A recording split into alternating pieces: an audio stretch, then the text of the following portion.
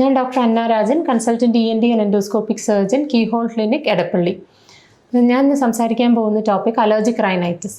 അപ്പോൾ നമുക്കിപ്പോൾ മഴയൊക്കെ പിടിച്ചു കഴിഞ്ഞപ്പോൾ സീസൺ ചേഞ്ച് വന്നുമ്പോൾ അലർജിക് ഉള്ള പേഷ്യൻസ് എല്ലാം കുറച്ച് ബുദ്ധിമുട്ടായിട്ട് വരുന്നതാണ്. അപ്പോൾ അലർജിക് റൈനൈറ്റിസ് എന്ന് വെച്ചാൽ നമ്മുടെ മൂക്കിൻ്റെ ഉള്ളിൽ ചെറിയ നെയ്സൽ ഗ്ലാൻസ് അലർജിയോട് റെസ്പോണ്ട് ചെയ്തിട്ട് വരുന്ന അസുഖത്തിനെയാണ് നമ്മൾ അലർജിക് റൈനൈറ്റിസ് എന്ന് പറയുന്നത്. ഇപ്പോൾ അലർജിക് റൈനൈറ്റിസിൻ്റെ ലക്ഷണങ്ങൾ ആദ്യം തന്നെ പേഷ്യൻ്റ് നല്ല ഇങ്ങനെ തുമ്മലായിട്ട് രാവിലെ എഴുന്നേൽക്കുമ്പോഴായാലും റെക്കറൻ്റായിട്ട് തുമ്മൽ, അതുപോലെ മൂക്കടപ്പ്, മൂക്ക് സ്റ്റഫിനെസ് പോലെ തോന്നുക, പിന്നെ കണ്ണ് ചൊറിച്ചിൽ, ചെവി ചൊറിച്ചിൽ, തൊണ്ട ചൊറിച്ചിൽ, അങ്ങനെയുള്ള ലക്ഷണങ്ങളെല്ലാം ഇതിൻ്റെ ഭാഗമായിട്ട് അലർജിക് റൈനൈറ്റിസിന് കോൺട്രിബ്യൂട്ട് ചെയ്യുന്നതാണ്. ജനറൽ അലർജിക് കണ്ടീഷനോട് നമ്മുടെ ബോഡി റെസ്പോണ്ട് ചെയ്ത് നമ്മുടെ നെയ്സൽ മ്യൂക്കോസ ചെറിയ ഇൻഫ്ലമേഷൻ വന്ന് ചെറിയ നീര് പോലെ വന്ന് മൂക്കടവ് വരുന്ന കണ്ടീഷനാണിത്.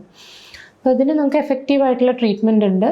അത് കറക്റ്റായിട്ട് ഇതിൻ്റെ പത്തോഫിസിയോളജി എന്ന് വെച്ച് കഴിഞ്ഞാൽ നമുക്ക് പേഷ്യൻറ്റിന് അലർജിക് ആയിട്ടുള്ള പേഷ്യൻസിൽ ഈ അലർജിക് IgE കൂടുതലായിരിക്കും. അപ്പോൾ അത് ചെറിയ അലർജിക് സെൽസിനെ മീഡിയേറ്റ് ചെയ്ത് അലർജിക് മീഡിയേറ്റേഴ്സ് നമ്മുടെ ബ്ലഡിലേക്ക് റിലീസ് ചെയ്യുന്നതാണ് അതിൻ്റെ കുഴപ്പം. അപ്പോൾ നമ്മൾ അതിന് ആ സെൽസിനെ സ്റ്റെബിലൈസ് ചെയ്യാനായിട്ടുള്ള ഡ്രഗ്സ് കുറച്ച് നാളത്തേക്ക് അതിൻ്റെ ട്രീറ്റ്മെൻറ്റ് എടുത്താൽ മാത്രമേ നമുക്ക് അലർജി കൺട്രോൾ ചെയ്യാൻ പറ്റുള്ളൂ. അപ്പോൾ കുറച്ച് ദിവസത്തേക്ക് കഴിച്ചു നിർത്തി അങ്ങനെയാണെങ്കിൽ അത് ഒരു പെർമനൻ്റ് ആയിട്ടുള്ള ഒരു കൺട്രോൾ നമുക്ക് കിട്ടില്ല. നല്ല കൺട്രോൾ കിട്ടണമെങ്കിൽ നമ്മൾ ആ മെഡിസിൻസ് ഒരു കണ്ടിന്യൂസ് ആയിട്ട് ഡോക്ടർ പറയുന്ന പോലെ കണ്ടിന്യൂസ് ആയിട്ട് കുറച്ചെടുത്താലാണ് നല്ല റിലീഫ് ഉണ്ടാവും.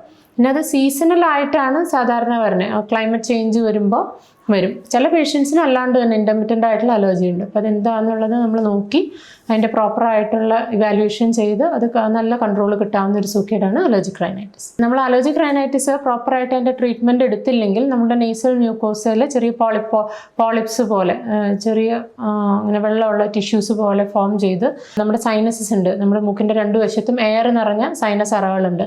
അപ്പോൾ അതിൻ്റെ ഡ്രെയിനേജ് അതിനെ അഫക്റ്റ് ചെയ്ത് സൈനസൈറ്റിസ് പോലെ ആ കണ്ടീഷൻ ഇങ്ങനെ പിന്നെ അത് കൺട്രോൾ ചെയ്തിട്ടില്ലെങ്കിൽ ഫർദർ ആസ്മ അങ്ങനെയെല്ലാം ട്രിഗർ ചെയ്യാനായിട്ട് അത് പ്രോപ്പറായിട്ട് ട്രീറ്റ് ചെയ്തില്ലെങ്കിൽ അങ്ങനെ അത് അഗ്രവേറ്റ് ചെയ്ത് പോകും. അപ്പോൾ അത് പ്രോപ്പറായിട്ട് ഇനീഷ്യലി നമുക്ക് ട്രീറ്റ് ചെയ്തതെല്ലാം കൺട്രോൾ ചെയ്യാനായിട്ട് പറ്റും. അപ്പോൾ പ്രോപ്പർ ട്രീറ്റ്മെൻറ്റ് എടുക്കാനായിട്ട് നേരത്തെ വന്ന് നല്ല ക്യൂറുള്ള കണ്ടീഷനാണ്. Okay, thank you.